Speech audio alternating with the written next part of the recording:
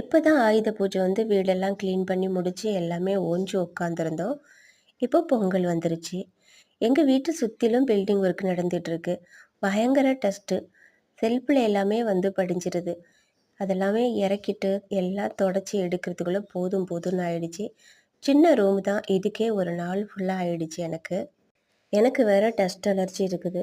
முகத்தில் துணியை கட்டிக்கிட்டு ரொம்ப கஷ்டப்பட்டு இன்றைக்கி ரூமை க்ளீன் பண்ணியாச்சு. வீடெல்லாம் மாப்பு போட்டுட்டேன். ஓரளவுக்கு நான் எல்லாத்தையும் எடுத்து செட் பண்ணி வச்சுட்டேன். காலேஜ் விட்டு என் பொண்ணு வந்து தான் செல்ஃபில் உள்ள துணியெல்லாம் அழகாக மடித்து வச்சா. பீரோவில் செல்ஃபில் எல்லாம் துணி மடித்து வைக்கிறது என் பொண்ணுக்கு ரொம்ப பிடிக்கும். அழகாக நீட்டாக மடித்து வச்சிருவா. மற்ற இடங்கள்லாம் நாளைக்கு காலேஜ் லீவு தான். அவளை வச்சுட்டு தான் நான் எல்லாத்தையுமே க்ளீன் பண்ணி முடிக்கணும். உங்கள் வீட்டில் பொங்கல் வேலை ஸ்டார்ட் பண்ணிட்டீங்களா? விசேஷங்கள் வர்றது ஒரு வகையில் நல்லது தான். வீடு க்ளீனாக இருக்கும். வீடியோ பிடிச்சா லைக் பண்ணுங்கள்.